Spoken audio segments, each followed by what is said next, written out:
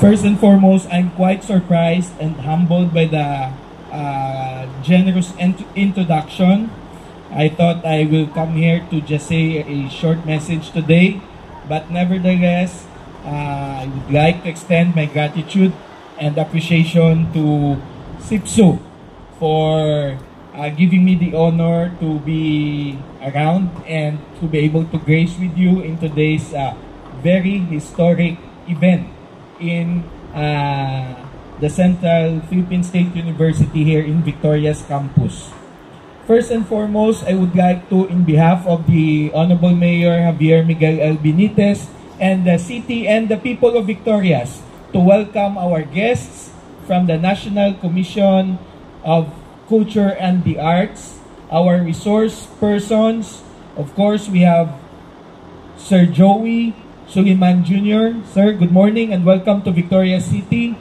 And also to Mr. Peter De Vera, our resource person from NCCA. Again, welcome to Victoria City, and to your team and colleagues, good morning, and again, welcome to the city of Victorias. We are very honored to have you today. And again, on behalf of the people of Victorias and the Honorable Mayor, we would like to welcome you to our great city of Victorias.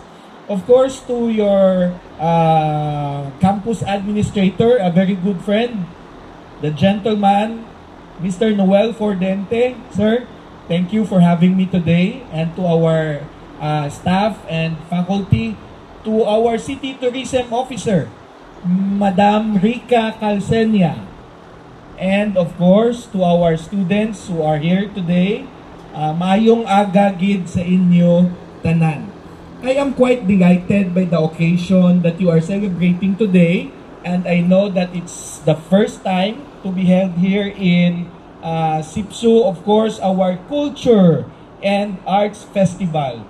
I would like to personally extend my gratitude to my very good friend and childhood friend, Mr. Lloyd Bangkairen, our Arts and Culture Coordinator and Sports Coordinator, for making this notable project possible in SIPSU today. Well, as we all know, Victorias is not that old of a city. We only transferred to the present poblacion in 1907, but sometime in 2002, I was able to discover in the records of the National Archives of the Philippines the Spanish documents on the creation of the then called Pueblo de Nuestra Señora de las Victorias. There were a number of documents that pertains to the creation of our town. It all started with the Governor General's decree. Governor General of Manila made a decree in 1876 declaring May 23, 1876 as the birth of the Pueblo de la Nuestra de las Pueblo de Nuestra Señora de las Victorias. And that same document or decree was confirmed by royal decree during the time of King Alfonso of Spain. 2 years later, he also issued a decree confirming the earlier decree of the Governor General of Manila creating the municipality of Victorias. For quite some time, we have our poblacion situated in what is now known as Daan Banwa, and it was not until 1907 where we transferred to the present poblacion of Victorias. I feel like Victorias is quite lucky in terms of history and heritage, although we are not that old of a town, as I have said earlier, especially that we just established our poblacion in 1907. We are lucky in the sense that we have the documents to show historical facts about our city. We are lucky to have 1901 Secretary Municipal who later became mayor in 1928, Esteban M. Agandoni, who left us with a memoir or a written manuscript about the history of Victorias that he called Ang Ginagihan sang Banwa nga Victorias. And also that document is supported by another document submitted by the more than 100 teachers in 1953 to the National Library of the Philippines about the historical data pertaining to the town of Victorias in compliance to Executive Order number 486 issued in 1951 by then President Elpidio Quirino. And the big surprise is I am very happy to inform you that under the leadership of the Honorable Mayor Javier Miguel L. Benitez, we are giving our history and heritage a sense of pride in the city of Victorias.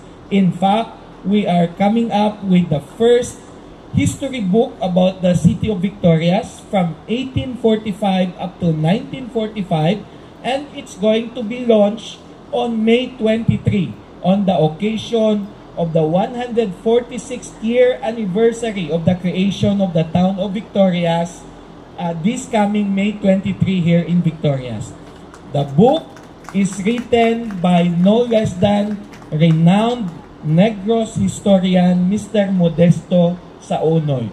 Mr. Saunoy is now 86 years old, and in this book, he was able to create a chronological narrative of the events that took place in Victorias dating back from the early 1700s when this place, which we all know now as City of Victorias, was then known as Barrio of Tokgagwan. So I would like to invite especially our school, our teachers, our administrators, and especially our students to please read that book when it comes out on May 23, 2024. So I think in the afternoon we are going to launch it at the Victoria City Hall building.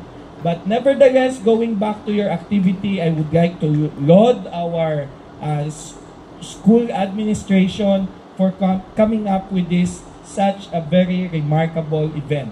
As students, I think it's important that we should be able to know our history, because it is important to know the past so that we can better prepare for our future.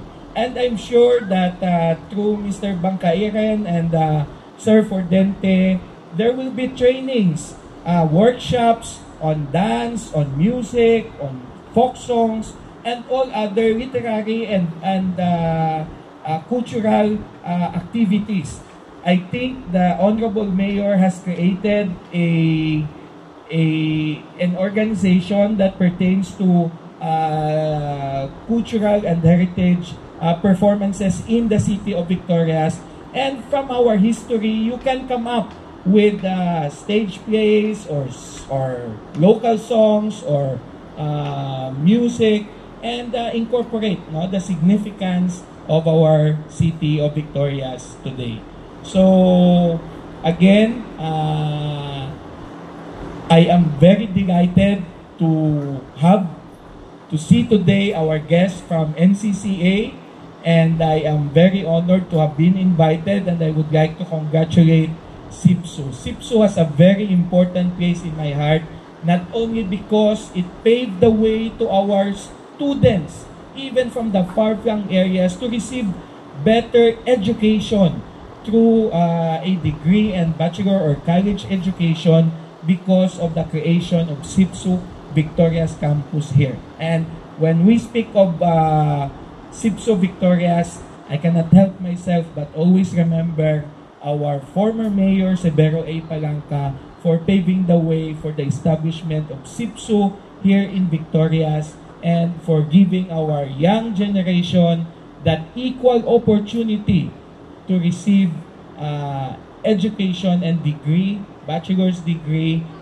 through this campus. Now, even if we go to the far-flung areas, to the farthest sitio o Barangay 8, we can see graduates, college graduates from Central Philippine State University. So again, to all Senphilians, I would like to extend my heartiest congratulations to all of you, and the same goes through your teachers and your administration. Again, salamat gid, maayong aga sa tanan, God bless everyone, and congratulations.